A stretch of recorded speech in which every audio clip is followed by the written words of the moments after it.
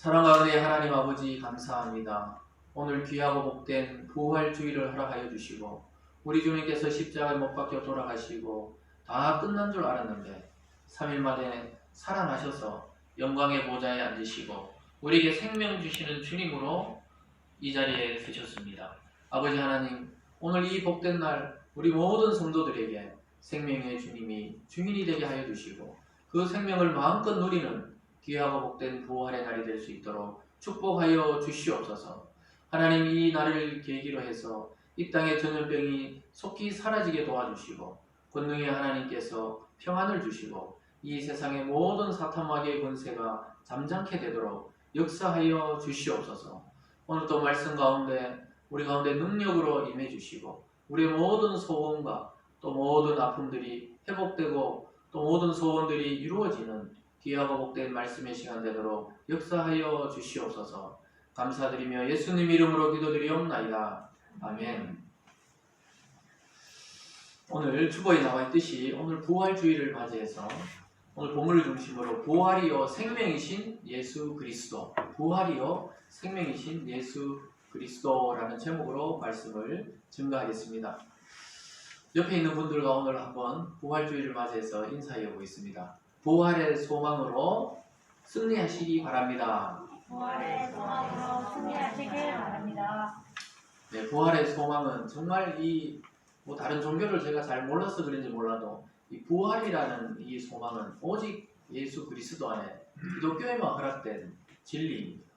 그래서 여러분 오늘 그동안 어떤 생각으로 여기까지 오셨는지 몰라도 또 특별히 영상을 통해 말씀을 받는 분들에게도 부활의 소망과 기쁨 또 회복과 영적 부흥이 여러분 개인과 가정에 있기를 주님의 이름으로 축원합니다. 인간의 이 가장 큰 문제가 사실은 이 질병과 죽음의 문제입니다. 오늘 이 본문 전체적으로 요한복음 11장 앞부분과 뒷부분을 읽지 않고 제가 중간에만 읽었는데요. 이 전체적인 내용을 통해서 나사로라는 사람의 죽음과 예수님이 그를 다시 무덤에 살리는 사건을 통해 우리에게 하시는 메시지를 듣고자 합니다. 이 나사로는 마르다와 마리아, 이 교회를 다녀보신 분들은 좀 들어보셨죠? 마르다와 마리아, 좀 들어보셨을 겁니다. 그래서 나사로는 누구냐? 마리아와 마르다의 오라비였습니다. 누구라고요? 마리아와 마르다의 오라비고, 마르다가 언니고, 마리아가 동생이고, 그렇다는 것을 아시고 계시죠, 이미? 그래서 이 세 명의 이 남매가 예수님과 굉장히 친밀했습니다. 그리고 예수님은 그들을 사랑했다고 성경에서 말씀하고 있습니다. 그래서 예수님이 사랑하시던 자가 죽었으니까 예수님이 나중에 예수님도 그 슬픔과 또 사람들의 고통 때문에 눈물을 흘리시는 장면이 나와요. 그럴 정도로 사랑하던 사람 나사로가 죽음을 맞이했습니다. 그걸 배경으로 두고 오늘 본문의 내용을 살펴보겠습니다. 여러분 가장 두려운 문제가 사실 무엇입니까? 아이들이나 어른들이나 사실 가장 두려운 것은 전염병이 아니죠. 실제로는 전염병을 통해 죽음이 자기에게 닥칠까? 이게 두려운 것입니다. 사실 진짜 물어보면 사람들은 죽기 직전에 가면 다 두려워해요. 그래서 질병과 죽음의 문제가 인간의 가장 시급한 문제이고 그런데 가장 어려운 숙제입니다.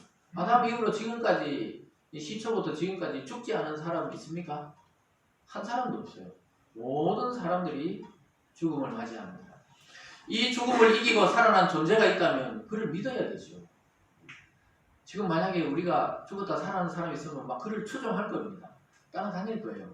왜냐하면 인간의 그 죽음 그 이후의 문제를 보고 온 사람이기 때문에 그를 따르는 것입니다. 그런데 성경을 통해서 보면 예수님께서 그 죽음을 이기고 승리하시고 부활하셨다고 소식을 전하고 있습니다. 그것도 역사적 사실로 증명되고 수많은 500명이 넘는 사람들, 그 수많은 사람이 예수님의 부활을 목격한 것을 성경에 적어놨습니다. 그런데도 믿지 않는 사람들은 전혀 믿지 않습니다. 근데 우리는 그 소망의 주님을 믿고 있는 자들입니다. 맞습니까? 그래서 예수님이 오늘 자기 자신이 부활과 생명이라고 말씀하고 있습니다. 그래서 우리는 보통 교회에 오면 예수 그리스도를 먹고 마셔야 된다. 아니 예수님이 어떻게 인간의 육체로 왔는데 그 사람을 먹고 마시냐고 막 이렇게 표현한단 말이에요. 우리가 먹고 마셔야 된다. 이러니까 기독교 초기에는 기독교를 안 믿는 사람들 저 식인종들 아닌가? 이렇게 생각했었어요. 왜냐하면 예수의 막 피를 먹고 예수의 살을 먹는다 그러니까 진짜 막 살을 뜯어먹고 피를 마시는 줄 알고 그렇게 생각했던 것입니다. 근데 그 말씀이 아니죠. 우리가 살펴보겠지만 예수님을 먹고 마신다는 것은 그분의 말씀을 듣고 먹고 내 영혼의 양식으로 삼는 것을 말합니다. 왜요? 그 양식이 우리의 존재를 결정하기 때문입니다. 우리가 밥을 먹고 식사를 하는 것은 인간이니까 그렇죠. 사자는 먹는 것이 달라요. 사자는 그냥 살아있는 짐승을 사냥해서 먹기 때문에 그건 사자입니다. 근데 인간은 먹는 음식이 달라요. 그 존재 자체가 다른 겁니다. 그래서 존재가 달라져야 먹는 게 달라지죠. 저와 여러분은 이미 그리스도를 믿는 사람이 되었기 때문에 그리스도를 먹고 마시는 그런 존재로 변화된 것입니다. 무슨 말인지 따라오셨습니까? 굉장히 어렵지만 꼭 알아야 되는 이야기를 하고 있습니다. 존재가 바뀌어야 삶의 변화가 오는 것이지 변화가 온다고 존재가 바뀌는 건 아니라 이 말입니다. 우리가 열심히 산다고 내가 남자가 여자가 되는 게 아니잖아요. 여자가 남자가 되는 게 아닙니다. 그와 같이 이미 그리스도를 통해서 거듭나야 예수 그리스도를 양식으로 삼는 참된 성도가 된다는 말씀입니다. 저는 어릴 때 죽음이 너무 두려웠어요. 왜냐하면 교회를 다녔기 때문에 죽는 게 두려웠어요. 교회를 안 다니는 친구들은 뭐 죽으면 끝이지 이렇게 말했지만 저는 교회를 다녔기 때문에 조금만 잘못하면 지옥 가고 좀 잘하면 나는 천국 갈 것이다. 이런 마음이 많았기 때문에 죽는 게 너무너무 두려웠습니다. 사춘기 때는 밤을 샐 정도로 고민했어요. 죽음 이후에 그 너의 세계에 갔다 오면 얼마나 좋겠나. 천국이 있다는데 성경에 지옥이 있다는데 내가 한번 그걸 살짝 구경하고 오면은 걱정이 없잖아요. 근데 우리가 아무도 죽었다 살아난 사람이 없잖아요. 예수님 이외에는 말해주는 사람이 없기 때문에 이걸 믿어야 되나 말아야 되나. 인간은 죽으면 끝나는 거 아닌가? 저 산에 그냥 묻혀가지고 흙이 되면 어떻게 살아난단 말인가? 막 온갖 고민을 다 했어요. 교회 다니지 않았으면 안 해도 될 고민을 너무너무 많이 한 겁니다. 그래서 어느 날은 요즘 이제 벼가 한참 자라고 요즘 보면은 일찍 심으면 벼가 나오고 또 논에 보면은 그 마늘이 한참 올라오더라고요. 양파가 올라오고 그리고 농약을 이렇게 치고 있더라고요. 그래서 제가 어릴 때 생각이 나요. 어릴 때 생각이 납니다. 여러분 뭐 농약을 한 번도 안 쳐보신 분도 계시겠지만은 농약을 쳐보면 분무기로 일하는 거 말고 경운기를 가지고 이 호수에 쫙 이렇게 뿌리고 다니는 게 있거든요. 벼 아세요? 벼? 쌀나무 이렇게 하지 말고 벼 이렇게 막 휘저으면서 이렇게 농약 치거든요. 약. 그러면 어떻게 돼? 다만 혼자 치시는 게 아니고 줄도 잡아주고 또 경운기 뒤에 보면 막 그때 어릴 때 봤어요. 큰 다라이가 있어요. 까만 막 거기에다 농약을 타거든요. 물하고 타서 저어줘야 돼요. 계속 이렇게 젓습니다. 제가 어느 날 그걸 젓는 걸 담당했었어요. 근데 농약이 이거 독하기 때문에 일부러 향기 나는 걸 넣어놓거든요. 그래야 이게 냄새가 역하지 않기 때문에 달콤한 향이 나요. 근데 내가 이런 생각했어요. 저으면서 중학교 때입니다. 이걸 먹으면은 살짝 죽었다가 다 깨어나면 와 얼마나 좋겠노 이 생각을 했어요. 왜냐하면 교회 가면 맨날 죽으면 천국도 있고 지옥도 있다 그러니까 살짝 보고 깨어나는 방법이 없을까 늘 그 생각을 했어요. 우리 친구들인데 물어보면 너는 참 특이한 생각을 한다고 하면서 이런 이야기 했었는데 저는 늘 그게 문제였어요. 일생 가장 큰 문제가 뭐냐? 죽고 사는 문제. 그러니까 이게 딱 죽어보고 확인하고 와서 살면 얼마나 이게 행복해요. 뭐 언제 죽어도 뭐 죽음 이유가 있다는 걸 아니까. 아무도 이야기를 안 해주더라고요. 그런데 아무도 이야기 안 해줘요. 근데 그 농약을 먹었으면 뭐 벌써 죽었겠죠. 그래서 그런 생각들을 해본단 말입니다. 이 사춘기 때니까. 이거 죽었다 살아나면 좋은데 근데 괜히 태어나가지고 죽음을 통과해야 되는구나. 또 그 생각도 하고 어떨 때는 어떤 생각을 했는지 아세요? 저 우주 끝에 저 하늘을 보면 시골에서는 별과 달과 너무 잘 보이잖아. 밤에 보면 막 은하수가 그냥 저희 집 마루에서 누워보면 막 뒷산에서 앞산으로 그냥 은하수가 그냥 쫙 이렇게 금을 뿌려 놓은 것처럼 쫙 이렇게 했는데 그걸 바라보면서 저 별 넘어 또 별 넘어에는 거기 천국이 있는가? 이런 생각을 했단 말입니다. 왜냐하면 죽어서 가는 게 아니고 이 우주 어디 끝에 천국이 있고 우리는 여기 있다 죽으면 그쪽으로 빨려가는 건가? 이런 온갖 생각을 했어요. 여러분들 중에도 아마 뭐 그런 생각을 해보신 분도 있겠죠.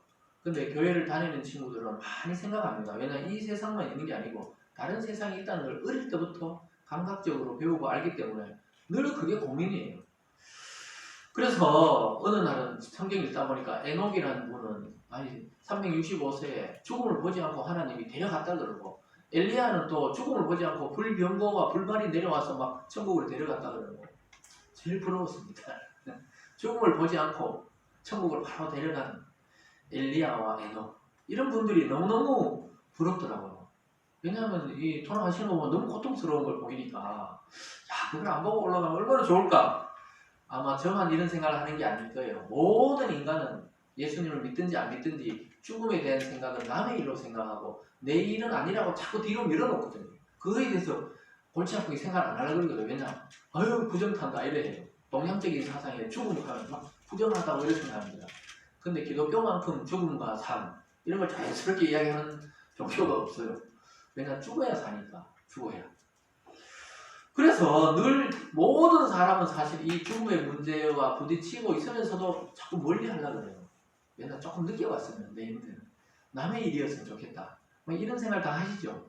아마 여기 지금 말씀 듣고 있으면서도 오늘은 아니겠지, 내일은 아니겠지, 이렇게 생각하고 싶어 합니다. 그러나 무의식 중에 깊이 들어가 보면 왜 사람이 종교를 만들어내고 왜 수행을 하느냐 하면요, 이 죽음에 대한 무의식적인 두려움 때문에 계속해서 뭘 만들어내요. 빌어야 되고 다른 존재에게 뭘 의지해야 될 것 같고, 또 내가 막 수행을 해가지고 고행을 하고 수행을 하면서 죽음이 닥쳤을 때 고통스럽지 않게 탁 주고 싶고, 그런 것 때문에 자꾸 이런 종교와 수행 이런 걸 만들어내는 것입니다.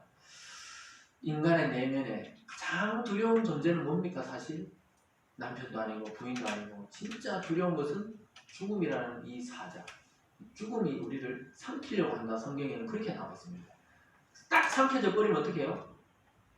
모든 게 끝납니다. 이 세상의 육체의 활동은 모든 게 끝나요. 아무리 사랑하는 부인과 남편도 3일 있으면 썩어요. 냄새나 같이 못 있습니다.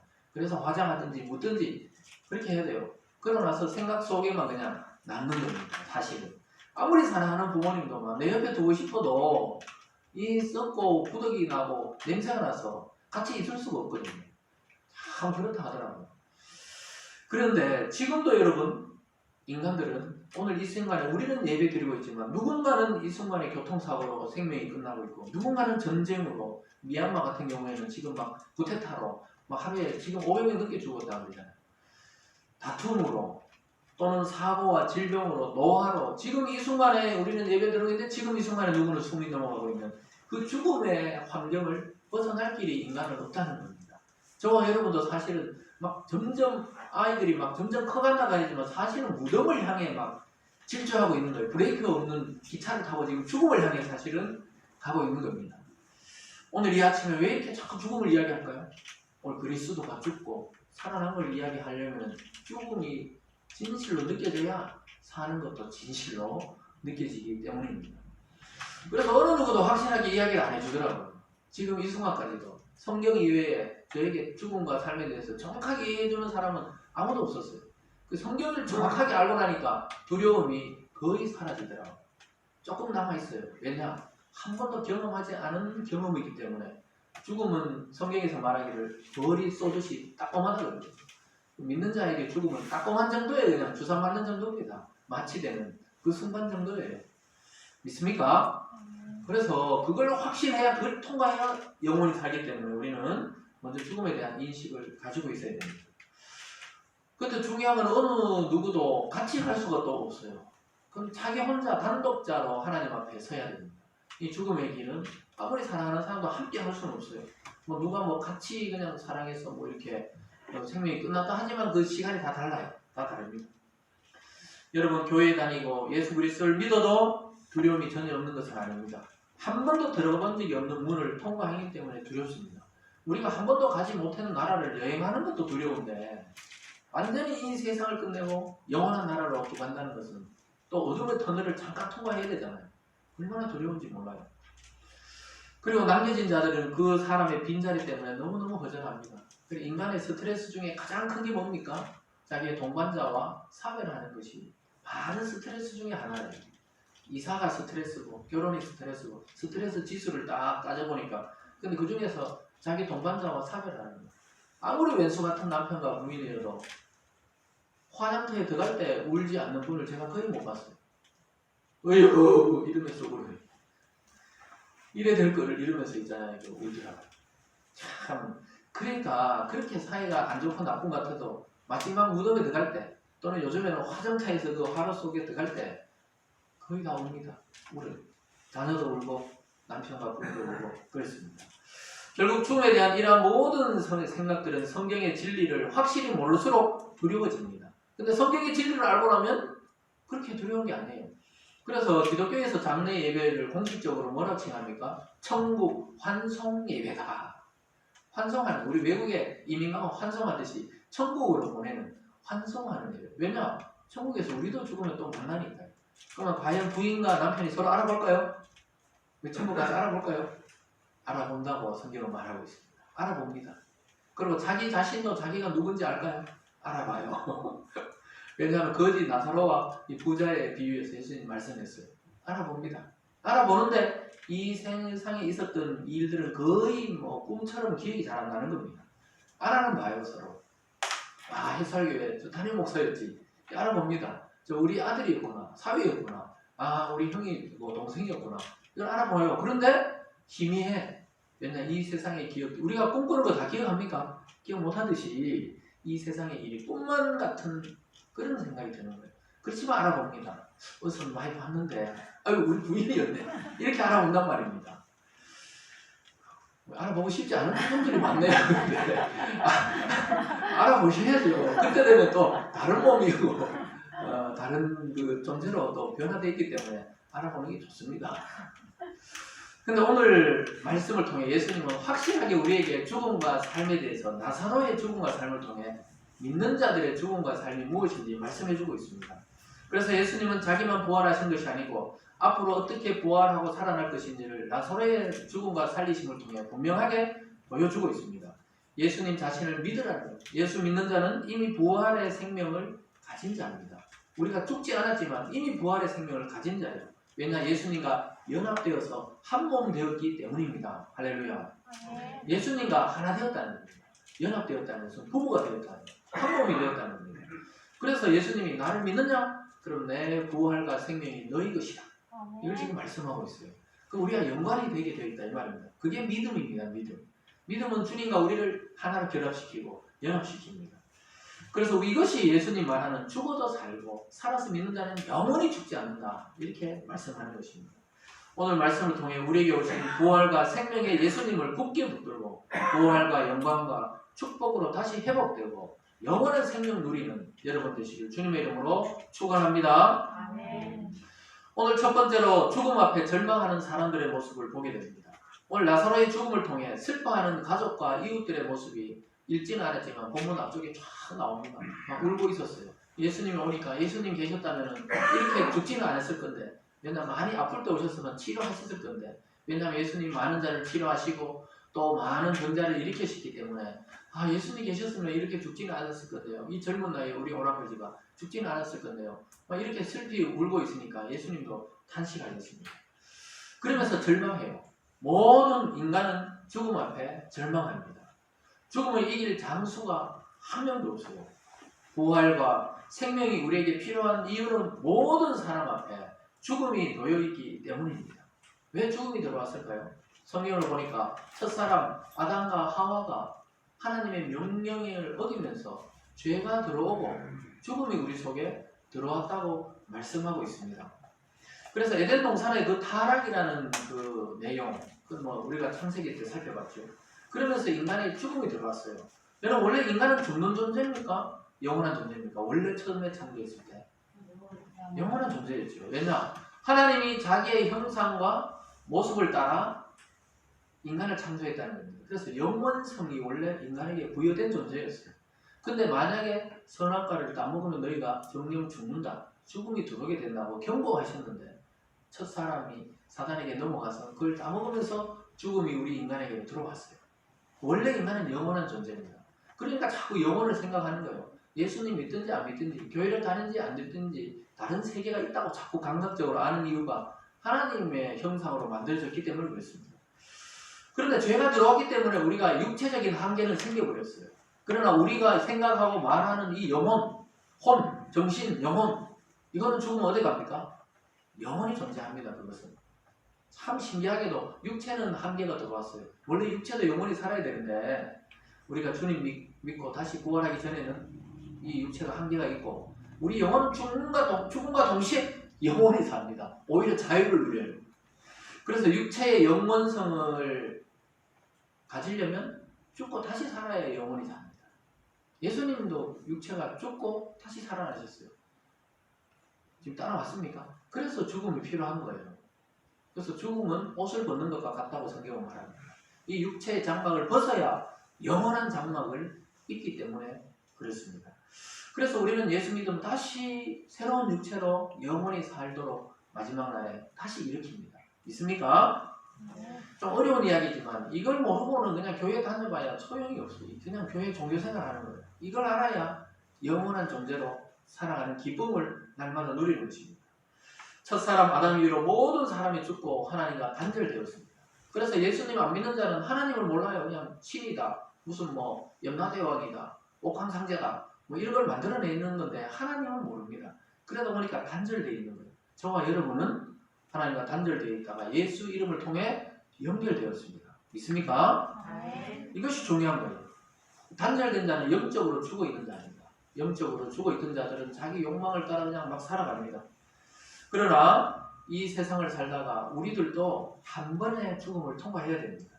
육체적인 죽음을 통과해야 돼요. 믿는 자나 믿지 않는 자나 통과해야 되지만 영원한 죽음은 없어요. 그런데 예수님 안 믿는 자는 예수님이 다시 부활해가 예수님 다시 오실 때 영원한 지옥에 떨어져서 죽음을 영원히 경험합니다. 끔찍하죠. 죽지는 않고 죽음을 영원히 경험해요. 그게 지옥입니다. 차라리 소멸되면 되는데 소멸되지 않고 영원히 지옥을 경험하는 몸으로 살아나요. 근데 예수 믿는 자는 영원한 생명으로 살아나기 때문에 지옥의 죽음을 경험하지 않습니다.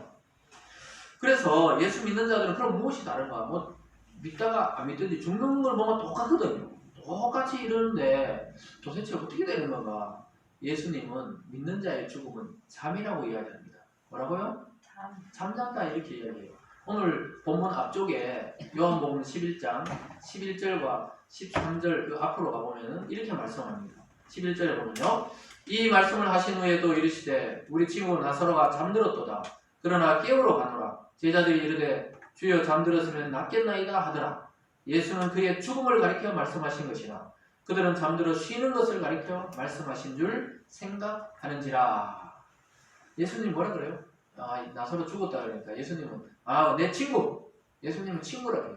친구 나사로가 잠들었으니까 내가 친구니까 가서 깨워주러 간다. 이러니까 제자들이 그래요? 그러면 자는 거면 낫겠네요. 이러니까 예수님은 그의 죽음을 통해서 말했는 거고 제자들은 자는 줄 알고 예수님은 그의 죽음을 잠잔다 이렇게 말했습니다.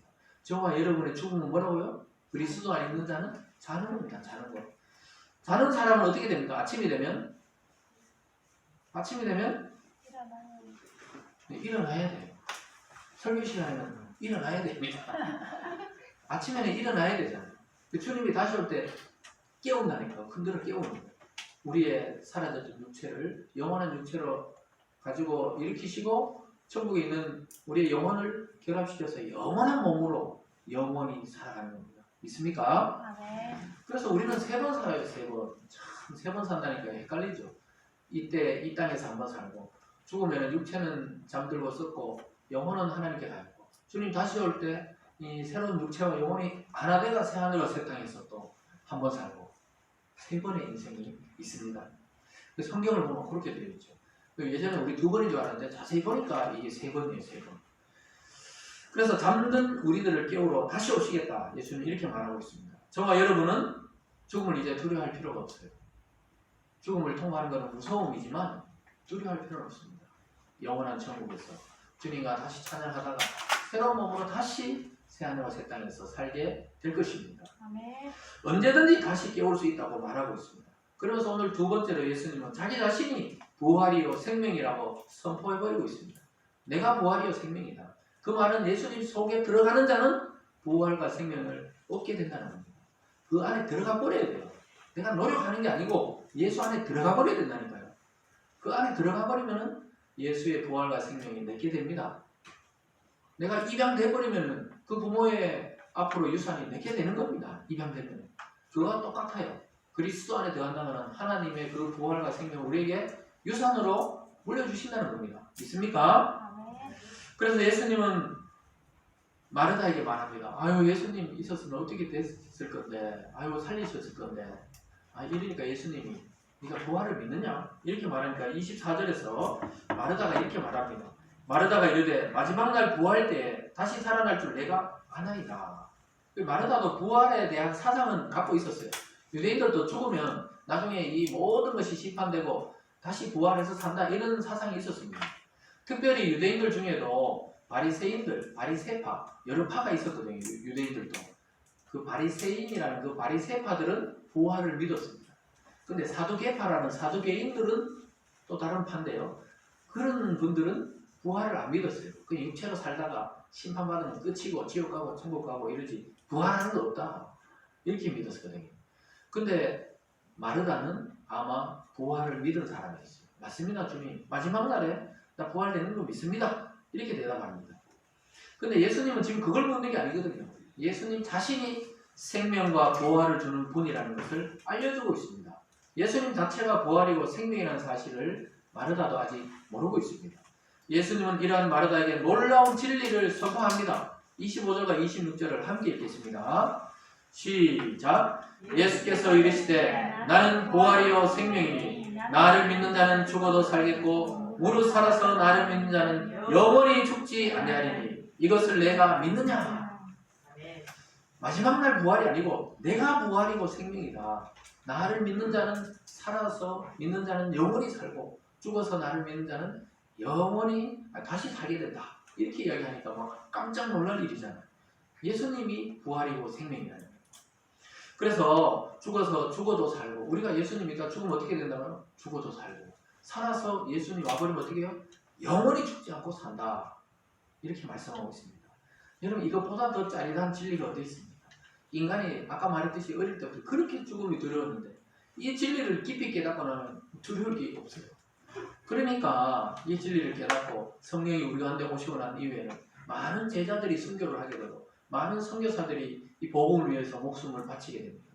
왜 그렇습니까? 이 죽는 게 이제 더 이상 두렵지 않기 때문에 그래요. 아까 말했듯이 그 죽음의 순간 숨이 끊길 때 고통이 없다는 게 아니에요. 근데 근본적으로 우리가 영원한 암흑이고 영원한 그냥 이제 끝이고 이게 아니라는 거예요. 또 다른 세계가 있다는 것을 확신하게 됩니다. 예수님은 미래의 부활의 소망을 가지고 있던 마르다에게 지금 내 앞에 부활과 생명의 실체가 있다고 이야기했습니다. 그리고 나중에 예수님이 나사로도 살리지만 예수님 자신이 죽고 부활하셔서 그 증거가 되어주셨고 부활의 첫 열매가 되어졌어요. 여러분, 감나무에는 반드시 내년에도 감이 열립니다. 예수님 믿는 자에게는 반드시 예수님처럼 부활의 첫 열매가 예수님이 하려면 그 다음 열매들이 부활로 맺히게 되어 있습니다. 믿습니까? 그래서 영원한 생명을 우리는 이제 소유하게 되었습니다. 그래서 요한복음에 썼던 이 요한 사도, 제자 요한은 계속해서 요한복음에서 영생이라는 단어로 그걸 표현했어요. 영생. 부활과 생명을 영생이라고 표현했습니다. 영원한 생명이다. 끝이 없는 생명이다. 이렇게 말씀합니다. 우리가 예수를 믿으면 영원한 생명에 접붙임이 되는 겁니다. 그래서 영원한 열매를 맺게 되고 생명의 열매를 맺게 되는 것입니다. 그래서 예수님을 믿는다는 것은 이미 살든지 죽든지 그래서 우리는 영원한 생명을 소유한 자가 되었다 이 말입니다. 그리고 썩지 않으셔서 부활하신 그리스도처럼 썩지 않은 육체로 다시 마지막 날에 살아나게 될 줄 믿습니다. 그래서 여러분, 예수님 자신이 첫 열매라면 우리는 수만 번째 열매지만은 그래도 열매로 부활한다 이 말입니다. 영원한 생명을 이미 소유한 여러분들이 되셨습니다.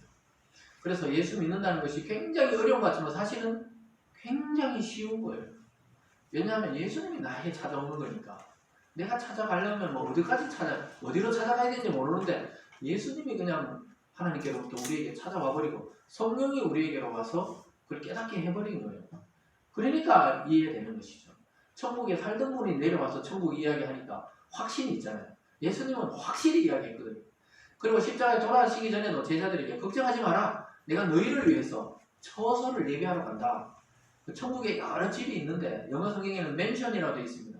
여러분을 위해서 맨션을 준비해 놓으러 간다. 이렇게 예수님 말씀하셨거든요. 저와 여러분을 위한 처소가 있다는 사실을 기억하십시오. 우리가 죽으면 구천을 떠도는 영혼이 되는 게 아니에요. 천국에